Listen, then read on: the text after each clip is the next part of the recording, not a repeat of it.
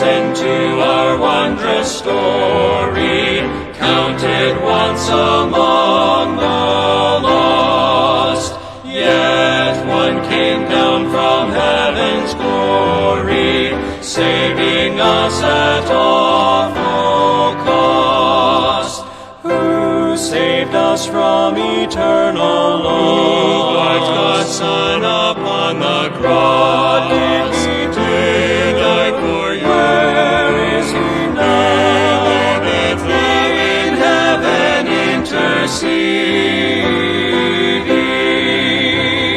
No angel could His place have taken, highest of the high though He. The loved one on the cross forsaken was one of the Godhead three. Will you surrender to this Savior, to His scepter humbly bow? You too shall come to know His favor. He will save you now. Who saved us from eternal loss? Like the Son upon the cross. What did He do? Die for you. Where is He now? In heaven interceding.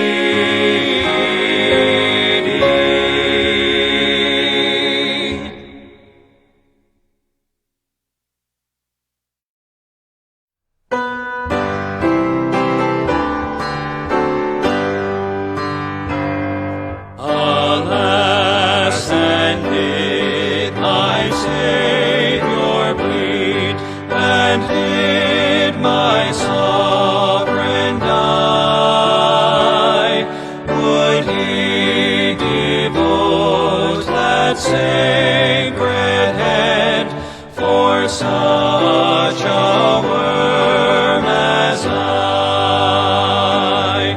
Was it for crimes that I have done He groaned upon the tree?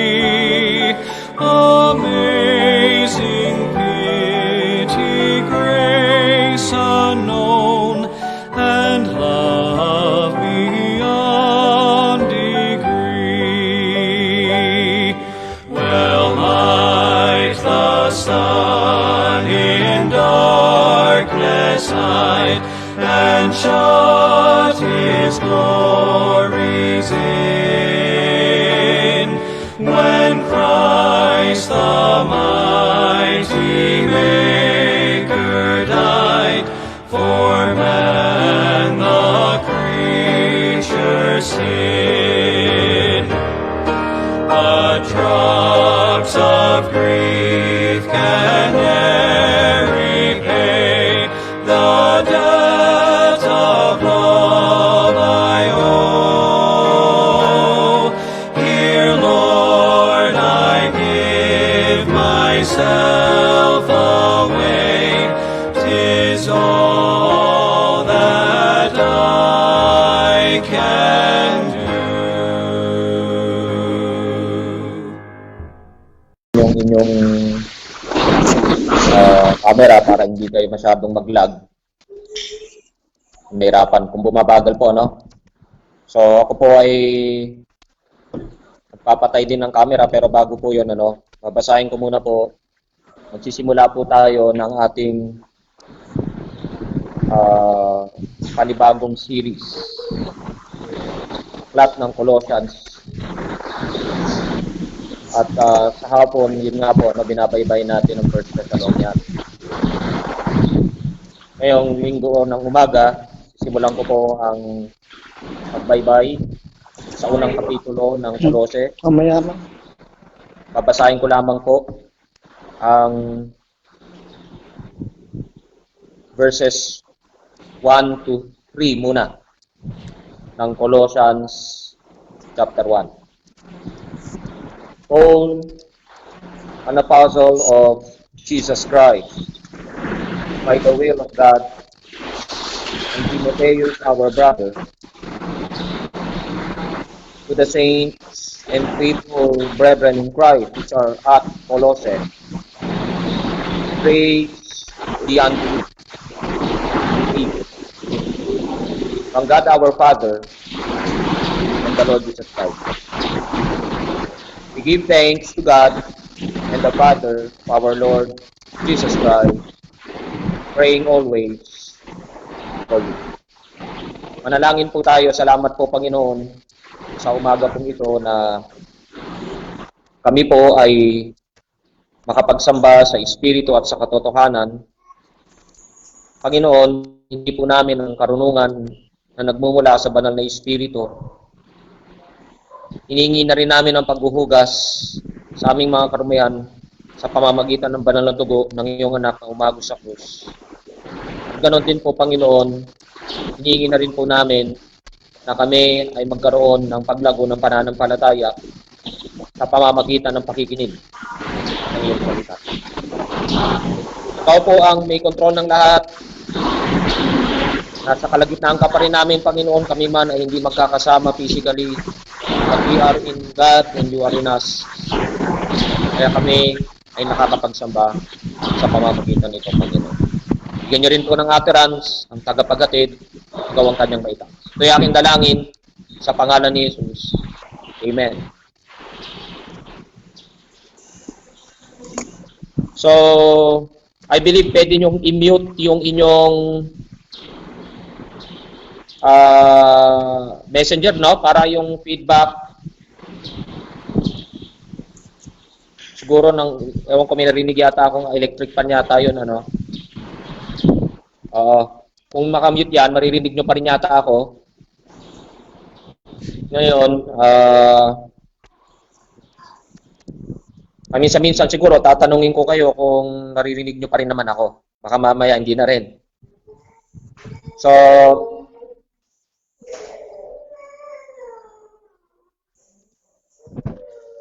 narinig po ako?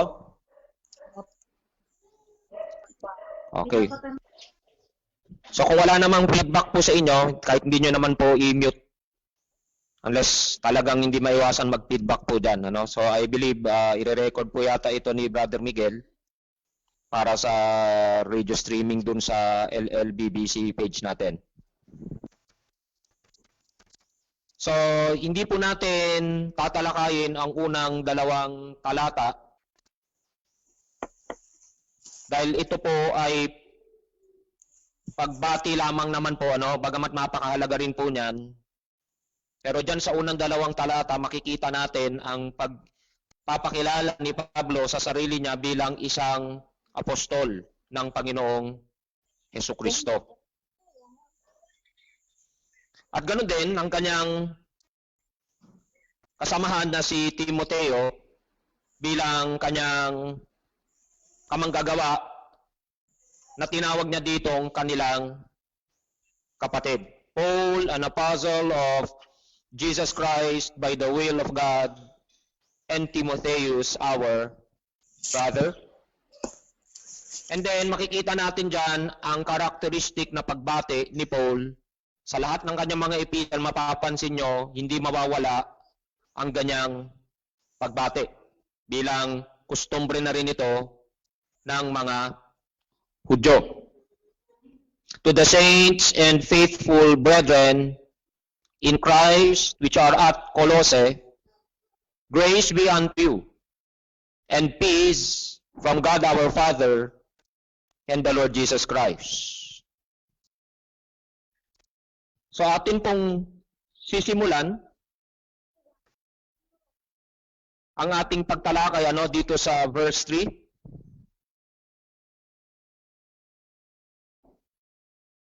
Babasahin ko po, we give thanks to God and the Father of our Lord Jesus Christ, praying always for you. Ang Thanksgiving po ay isang napaka-importanteng bahagi ng ating spiritual na buhay. Ang gratitude O minsan kasi, ang hirap maghanap ng Tagalog, ano? So, ang gratitude ay kahit na tingnan mo pa sa secular na buhay, kailangan siya at napakahalaga niya. In fact, minsan tinatawag nating ingrato o walang utang na loob ang isang tao kapag hindi siya marunong magbigay ng pasasalamat. Maraming mga tao po kasi sa buhay natin na we owe thanks. Mga magulang natin, unang-una sa lahat. Siyempre, nandyan din yung mga taong tumulong sa atin. Mga tagapagturo natin sa church. Ang mga nag-lead sa atin sa Panginoon, mga kapatiran natin. O ang iba sa atin, siguro mga kaibigan. Mga benefactor na umalalay sa atin financially at marami pa tayong pwedeng mabanggit. Kaya sa spiritual na buhay natin, ang gratitude ay mas lalong importante at mas lalong kailangan. Dahil kanino po ba tayo lalong tumatanaw ng utang na loob, kundi sa Diyos? Dito sabi nga ni Paul, we give thanks to God. So ang pasasalamat dito, hindi niya pinaabot sa kanila na nagpapasalamat ako sa inyo. Hindi. Pagamat minsan mababasa natin, we give thanks to God for you. Nagpapasalamat kami sa Diyos para sa inyo. Pero wala tayong mababasa sa Biblia na minsan binanggit, nagpasalamat ang isang apostol sa isang individual, sa isang church. Although, makikita natin ang commendation niya. Kapag ang isang individual o isang iglesia ay maraming na i-contribute, hindi lamang sa kanyang pangangailangang pinansyal, kundi para sa ebanghelyo ng ating Panginoon. Kaya dito makikita natin na ang thanksgiving ay binibigay ultimately sa tinatawag o kinikilala nating supreme being o yung kataas-taasan. At ito ay due sa Kanya dahil bilang Diyos, alam natin, He is our Creator. Sabi nga ni Paul, in Him we live and move and have our being. Siya ang nagbigay sa atin ng lahat-lahat. Ang existence natin, sabi nga ni Paul, maging ang personalidad natin, ang being natin, ang buhay natin, ang paggalaw o pagkilos natin, ang hangin na hinihinga natin, ang mundong tinitirhan natin, ang mga tao at bagay sa paligid natin,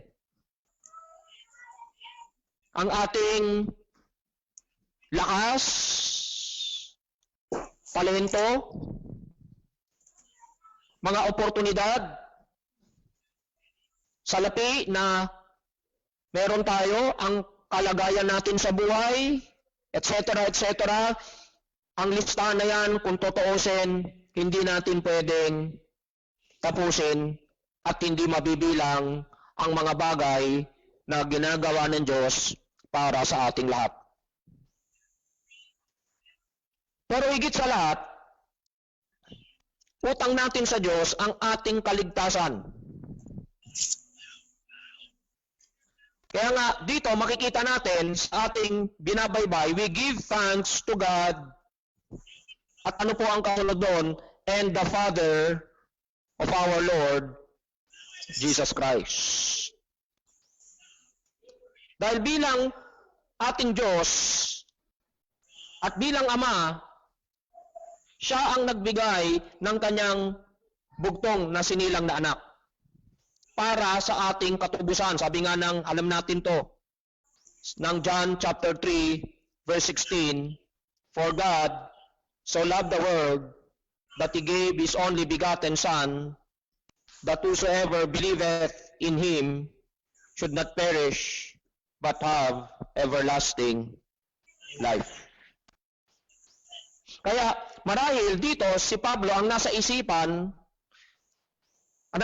niya habang sinusulat niya to, marahil na dahil ang Diyos, ang Ama ng ating Panginoong Jesucristo, ang nasa isip dito ni Pablo ay ang pagiging isang manunubos ng ating Diyos at maging atin ding Ama na kumupkup sa atin bilang kanyang mga anak. Sabi nga ng 1 John chapter 3 verse 1, Behold, what manner of love the Father hath bestowed upon us, that we should be called the sons of God. Therefore the world knoweth us not, because it knew Him not. So ganyan na lamang po ang pag-ibig na ginawad sa atin ng Ama, na tayo ay, biruin mo, tawagin niyang kanyang mga anak. Kaya nga, tayo po ay dapat lamang talagang magbigay ng pasasalamat sa Diyos. Dahil tayo ay may pagkakautang sa Kanya, no? Indebted tayo sa Diyos twice or doubly. Una, bilang ating Creator, at pangalawa, bilang ating Redeemer. Bilang Creator, dapat tayo magpasalamat sa Kanya bilang Diyos, dahil nilikha niya tayo. At bilang ating Ama, Ama ng ating Panginoong Jesucristo, dapat tayo magpasalamat sa Diyos bilang ating manunubos, dahil tayo, pagkatapos niyang likhain, ay nahulog sa kasalanan. Sabi nga ni Pablo, Ye are bought with a price. Therefore, glorify God in your body and in your spirit, which are God's. Kaya nga, wag daw nating kakalimutan na maging ang katawang ito ay hindi sa atin. Ito ay ang templo ng banal na Espiritu, kaya ito ay utang natin sa Panginoon. Siya ang naglikha ng katawang ito, siya rin ang nagtubos ng katawang ito. Kaya dapat lamang, nararapat lamang na ang bawat isang natubos ay magbigay ng pasasalamat sa Kanya. Sabi nga ng Psalm 92 verse 1, It is a good thing to give thanks unto the Lord, and to sing praises unto thy name, O Most High. Sa Psalm 107 verse 1, Oh, give thanks unto the Lord, for He is good, for His mercy endureth forever. Napakabuti po, sabi dyan, isang napagandang bagay na magbigay tayo ng pasasalamat. It is a good thing to give thanks unto the Lord. Hindi po masama na bagay ang magpasalamat. Bakit po natin iisipin na mali o hindi tayo dapat magbigay ng pasasalamat sa Diyos? Kahit nga yung mga nanlilibak po sa atin, inuutusan tayo, panawagan natin bilang mga Kristiyano na pagpalain pa ang mga taong nanglalait o nanguusig sa atin. Bless those who persecute you. Kaya nga ito, makikita po natin, hindi ba lalong higit kung ang mga kaaway natin ay dapat nating pagpalain, yung mga taong mga gumagawa ng masama o mali sa atin, paano pa dapat lalo nating pagpalain ang mga naging mabuti sa atin, bigyan sila ng pasasalamat. At lalo na ang Diyos na talagang naging napakabuti sa atin higit sa lahat. Sabi nga nung binasa natin kanina, O give thanks unto the Lord, for He is good. In fact, tinuro sa atin ni Pablo sa 1 Thessalonians chapter 5 verse 18 na ang pasasalamat na ito ay sa lahat ng bagay. Basahin ko lamang po ang 1 Thessalonians chapter 5 verse 18. In everything give thanks, for this is the will of God in Christ Jesus concerning you. Ito ang kalooban ng Diyos sa mga na kay Kristo Jesus. Ano po ang kalooban ng Diyos? Na ng pasasalamat. Ibig sabihin nito, ang ating gratitude sa Diyos ay all-inclusive. Nahirapan po kasi ako maghanap ng Tagalog. Mas madali ako makapag-conjure ng mga English words eh. All-encompassing. Kumbaga, komprehensibo. Ang ating pagbibigay ng pasasalamat sa Diyos, hindi lang pala para sa mga bagay na kadalasan tinuturing nating blessing o yung mga tinatawag nating magagandang bagay, mabubuting mga bagay. Pero maging pala ang mga bagay na inaakala natin hindi pagpapala, mga bagay na akala natin masama, hindi maganda, ay dapat bigyan ng pasasalamat dahil ang sabi po dito, in everything give thanks. Maging si Job, di ba, kung naalala po natin, pagkatapos ng lahat ng bagay na nawala sa kanya, sabi niya, naked came I out of my mother's womb, naked shall I return thither. The Lord gave, and the Lord hath taken away. Blessed be the name of the Lord. So makita natin yung pagpapala niya sa pangalan ng Panginoon. Pwedeng nag-complain si Job. Pwedeng sinisi niya ang Diyos sa mga nangyari. Nasaan ka? Bakit mo pinahintulutan yan? Kung maalala niyo pa, maging ang asawa niya, sinabihan siya na sumpain na niya ang Diyos pagkatapos kitilin na niya ang kanyang buhay. Pero si Job, hindi niya ginawa yun. Bagamat lahat na ng bagay ay laban na sa kanya, tinawag niyang kamangmangan ang suwestyon ng kanyang asawa, you are like other foolish women who speak. Kundi pinili po ni Job na pagpalain ng Diyos sa oras na yon. Hindi lang kapag ang Diyos ay nagbibigay, kundi pasasalamat, pagpapala sa pangalan ng Panginoon kapag ang Diyos kinukuha ang mga bagay na ibinigay niya sa atin. Kasi hindi lamang po naman, mga kapatid, ang mga positibo, kundi maging ang mga negatibong mga bagay, alam niyo po ba, nagbe-benefit sa atin yan. Hindi lamang po ang mga pagpapala, kundi maging ang mga pagsubok. Hindi lamang po ang ating kalusugan, hindi lamang po yung kapag malakas tayo, wala tayong sakit. Nagpapasalamat tayo sa Diyos, oo, dapat lang. Pero nakakalimutan natin, di ba, kapag malakas tayo, may financial tayo, nakakalimutan natin, tanawin yon, na utang na loob sa Panginoon, ibalik ang papuri, pasasalamat sa Kanya. Kaya minsan, ang Panginoon kinukuha din yon. Nagbibigay ang Diyos, pero kumukuha ang Diyos. Binibigyan niya tayo ng mga paglilitis. Binibigyan niya tayo ng mga karamdaman. Kagaya nga po ito, nangyayari sa ating panahon ngayon. Makita natin kung paano kinuha sa halos sandaling panahon lamang, sinara ng Panginoon ang kanyang kamay sa maraming mga bagay. Ang ekonomiya, ang mga eskwelahan, ang mga korporasyon, maging ang ating normal na cycle ng buhay, taming pansamantala, sinarado ng Panginoon. Dahil marahil din, ang tao na kanyang nilikha ay nakalimot sa kanya at maging marahil ang mga taong tinubos niya ay nakalimot din sa kanya. Kaya nga hindi lang yung kapag tayo, sabi nga ni Paul, di ba, nasa prosperity, nagkakaroon ng kasiyahan, kundi maging sa adversity, dapat tayo rin ay may kasiyahan. Natutunan ni Paul yan, alam natin yan.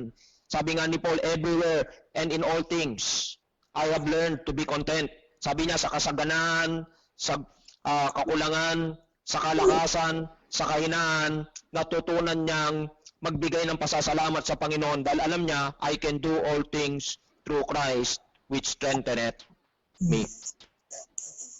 Sabi ng Romans 8:28, ito alam natin tong talata pong ito. Bakit tayo magbibigay pasasalamat maging sa ganitong panahon na hindi tayo makakilos?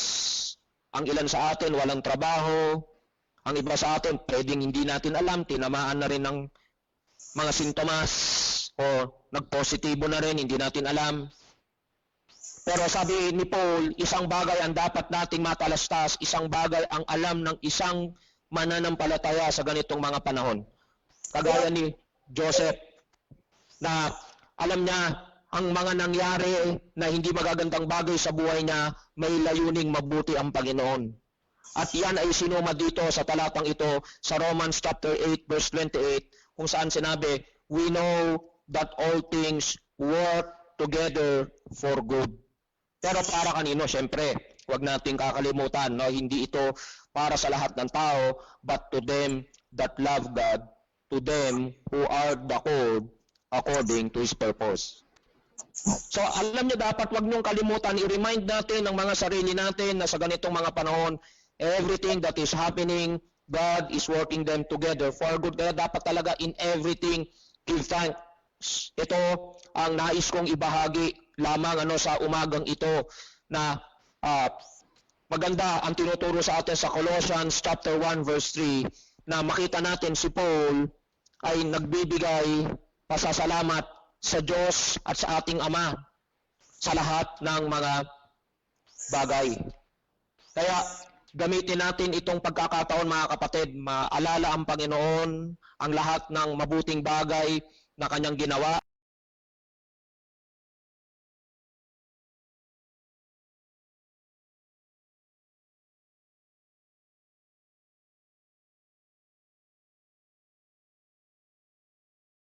Yung inyong Kakaroon ng kasiyahan, may layuning mabuti ang Panginoon. At yan ay sinumad dito sa talatang ito sa Romans chapter 8 verse 28, kung saan sinabi, we know that all things work together for good. Pero para kanino? Siyempre, huwag nating kakalimutan, no? Hindi ito para sa lahat ng tao, but to them that love God, to them who are the called according to His purpose. So alam niyo, dapat wag niyong kalimutan, i-remind natin ng mga sarili natin na sa ganitong mga panahon, everything that is happening, God is working them together for good. Kaya dapat talaga in everything, give thanks. Ito ang nais kong ibahagi lamang sa umagang ito na maganda ang tinuturo sa atin sa Colossians chapter 1 verse 3 na makita natin si Paul ay nagbibigay pasasalamat sa Diyos at sa ating Ama sa lahat ng mga bagay.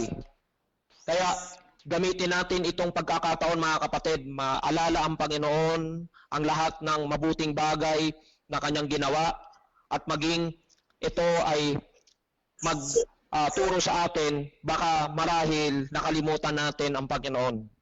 Marahil nagkulang tayo sa pananalangin, marahil nagkulang tayo sa katapatan, at marahil din nagkulang tayo sa pagpapasalamat, sa pagpanaw, sa pag-appreciate sa lahat ng binigay sa atin ng Panginoon ng nakaraang mga dekada ng ating buhay. Gagamitin po ito ng Panginoon para sa ating ikabubuti. Sabi nga ni Job, di ba?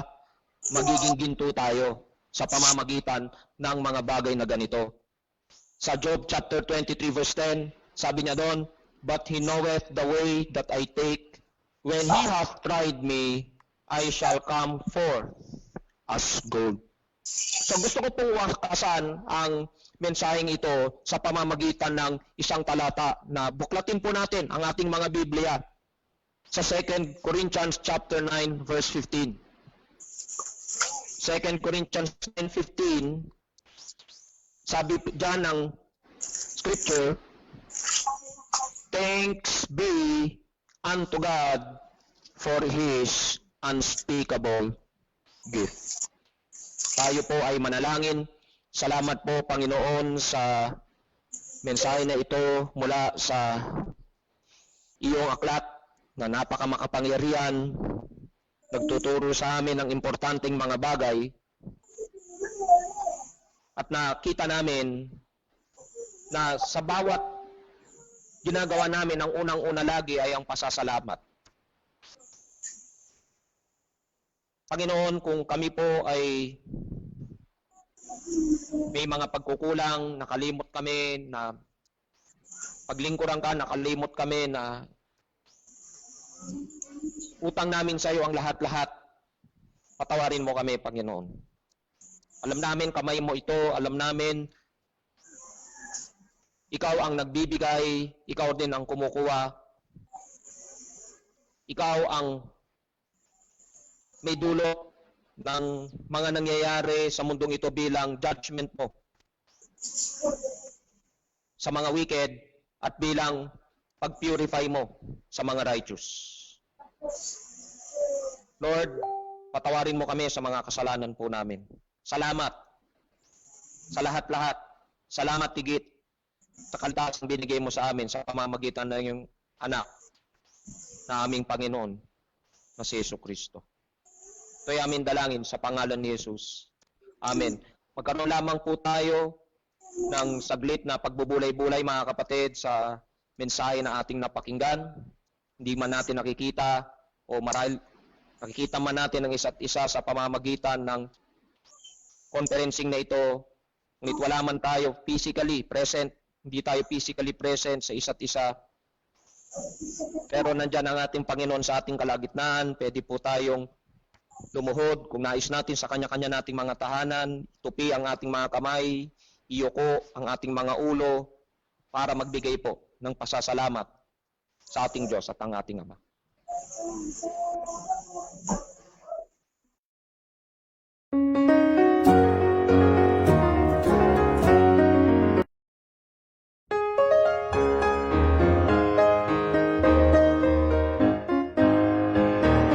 Great anticipation and joy within the camp. We know our Lord's appearing is very close at hand. The signs are getting clearer, His word says it is so. The blessed hope He gave us is stirring in our souls. The coming of the Lord is very near, we'll see Him in the sky, rising up to meet our Savior, Lord forever glorified. No matter what the world may say, we'll hold His promise dear. It can happen any moment. The coming of the Lord is near.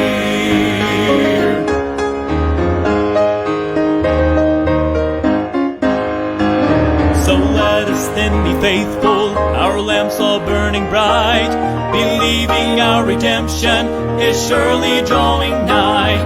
There's nothing that can hold us when that great trumpet sounds. Our spirits now are longing to leave here with a shout. The coming of the Lord is very near. We'll see Him in the sky, rising up to meet our Savior, Lord forever glorified.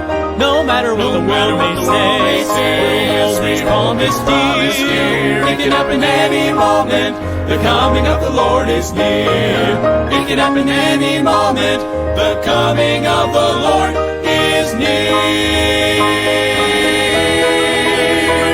The coming of the Lord is very near. We'll see Him in the sky, rising up to meet our blessed Lord forever glorified.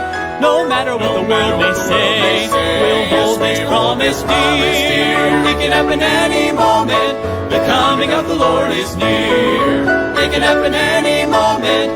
The coming of the Lord is near.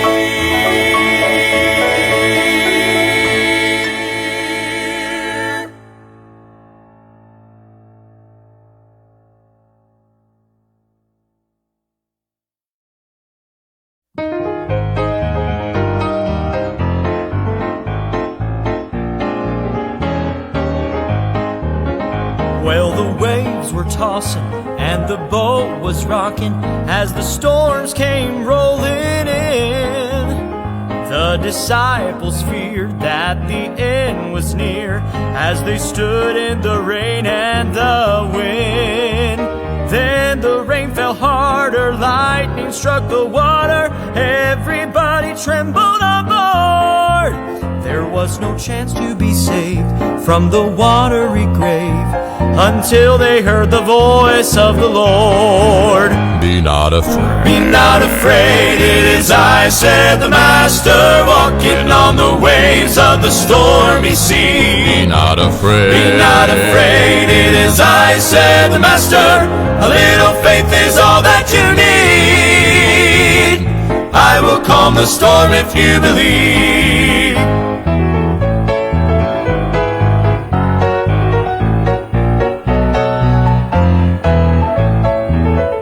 When your hope is battered and your dreams are shattered and your faith is sinking fast, when the storms of life bring their fear and strife and you feel like your strength just won't last, though you may feel shaken, you are not forsaken. God has got it in control. For the howling winds are no match for him when he whispers peace to your soul. Be not afraid. Be not afraid, it is I, said the Master, walking on the waves of the stormy sea. Be not afraid. Be not afraid, it is I, said the Master, a little faith is all that you need. I will calm the storm if you believe. Be not afraid. Be not afraid, it is I, said the Master, walking on the waves of the stormy sea. Be not afraid. Be not afraid, it is I, said the Master, a little faith is all that you need. I will calm the storm if you believe. I will calm the storm if you believe. I will calm the storm if you believe.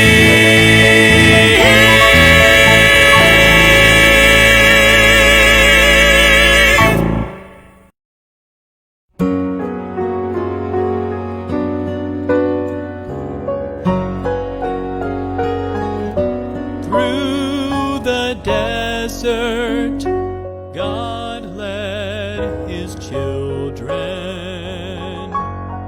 A cloud by day, fire by night. We must remember his mercies, for he's a God of power and might.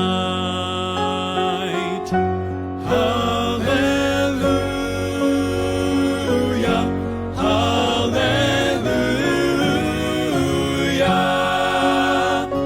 He has no limit, he has no end, for with God there's nothing impossible,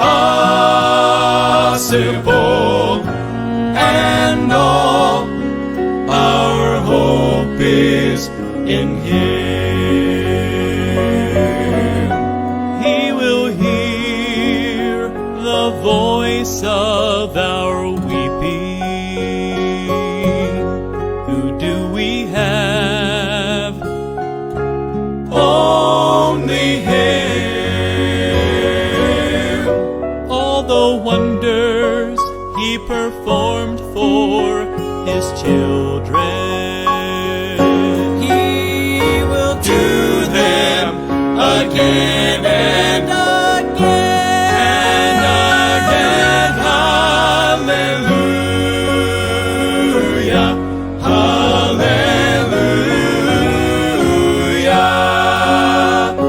He has no limit, he has no end, for with God there's nothing impossible, and all our hope is in him. There rises a light in the darkness of night. It is God's Son, the Savior of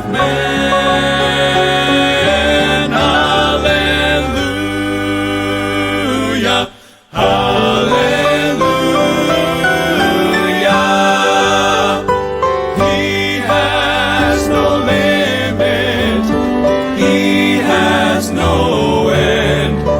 For with God, there's nothing impossible,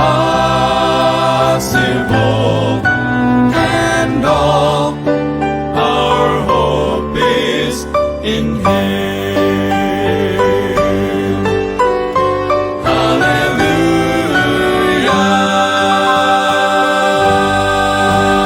Hallelujah.